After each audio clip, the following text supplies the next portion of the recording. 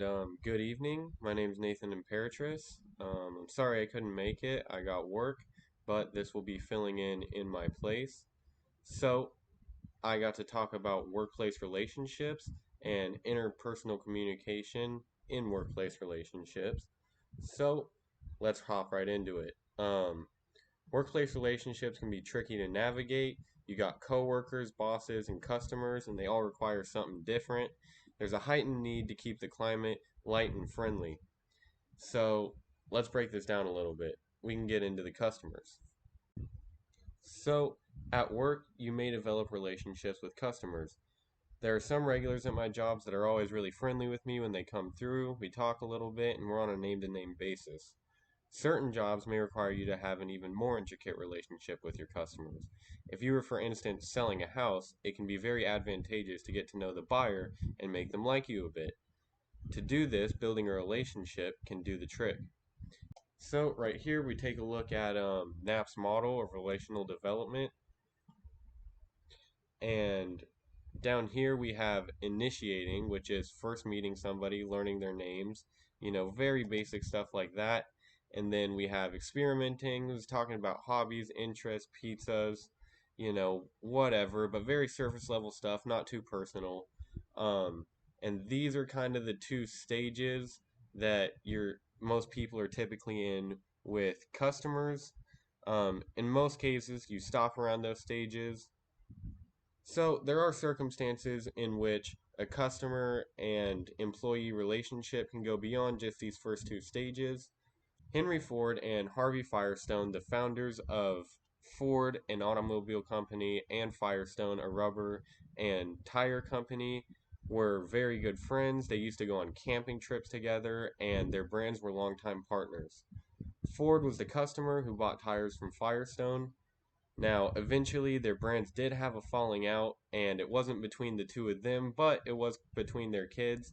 And if you look at the brands' relationship with each other, they completed all of these models of, or not all the models, all the stages of this model. Now, normally, an employee is expected to help the guest out and keep them happy in whatever way possible. When a customer comes a lot of small talk can build up, and the customer employee may find themselves knowing a shocking amount about each other. When talking to a customer, employees are expected to be non provocative, and using a lack of power language here can actually be helpful. Small talk is common just to fill some awkward silences or to be polite. Usually, this stuff is about, the weather, football, something on the news, just things like that, nothing too crazy. Now, especially for the employee, it's usually not appropriate to get into anything too personal or too unprofessional.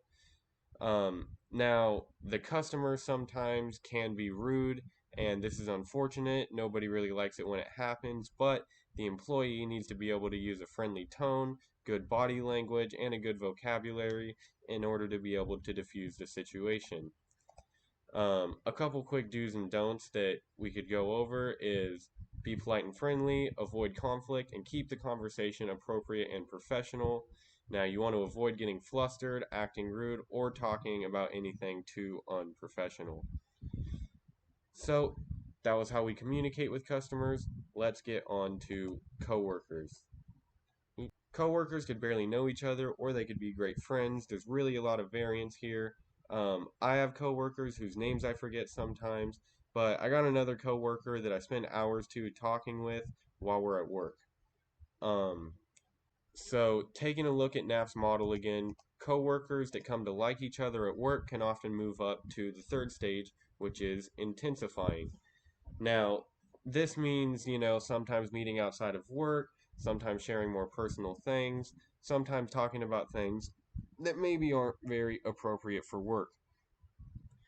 Now, there are also stages 4 and 5, which definitely could be reached, and definitely, some people do reach, but it's a bit less common. Stages 1 and 2, and also 3 are kind of more standard. Now, stages 4 and 5 aren't too important to touch on here, but I'll brush over them real quick. So, stages 4 and 5 consist of becoming closer. This means becoming closer friends, becoming lovers, You become bigger parts of each other's lives. You tend to plan events together, do things together. You think about each other on the weekends, maybe give each other a call, that kind of thing. So, as I mentioned a moment ago, sometimes when people progress beyond stage three, they can find that they are attracted to each other and become tempted to make their relationship romantic. Now, I'm not here to tell anybody what to do, but doing this can lead to some complicated relationships that anecdotally don't work out as often as we'd like them to. That doesn't mean they can never work, it just means that, it's kind of advised against generally. Some companies also have policies against this, so doing so could also get you fired. Um, so, on to communication. Now, what communication is appropriate with what coworker varies a lot from person to person. It's important to make sure that good or bad, your communication and relationship don't affect your jobs negatively. With coworkers you aren't as friendly with, it can be a lot like talking to a customer. As you get to know a coworker better, though, some of these boundaries can be dissolved and your relationship can progress. If this happens, your communication can become more relaxed and a bit more open. When relationships with coworkers get to the third stage and beyond, coworkers may communicate as freely as if they were just friends. Um, Often, language, body language, and what we deem appropriate to talk about changes outside of work, and this means that talking to a coworker outside of work can be very different than talking to them at work. Conflict can sometimes arise and is important to resolve. Dealing with an upset coworker can be annoying, and being the upset coworker is even worse. But whatever the case may be, it is important to use strong communication skills. Avoiding conflict altogether is best. This means maybe getting off a sensitive topic, being polite, or just letting other people know that they're making you uncomfortable or angry. It's also very important to be able to explain why they are making you upset. Power language and I statements are very important to use if you are telling someone why you're upset. Sometimes a proper apology may also be in line and do a lot to rectify a situation. If a conflict has arisen, it's good to stay calm, use polite language and tone, listen well, and actively seek a resolution. Above all, try not to get flustered and become rude. So now let's get on to relationships with bosses. Now, overwhelmingly, it seems like people tend to get annoyed with their bosses at times, even if they like them, and there's plenty of people that don't. There's a very obvious power dynamic between bosses and their workers, and ultimately, the boss has control of the worker's employment, so there's a lot riding on keeping a positive relationship with your boss. Now, it's not completely unheard of for bosses and workers to progress to stage 3 and beyond, but more often than not, the relationship stays at around stage 3 or below. Now, I personally don't know much about my bosses other than their names and that one of them has some kids. On the other hand, I work for the same company as my dad, and he goes out and has drinks with them. Even so, there is still always a filter he has to use just due to the nature of being with his bosses. Now, it's important for most people to avoid upsetting their bosses.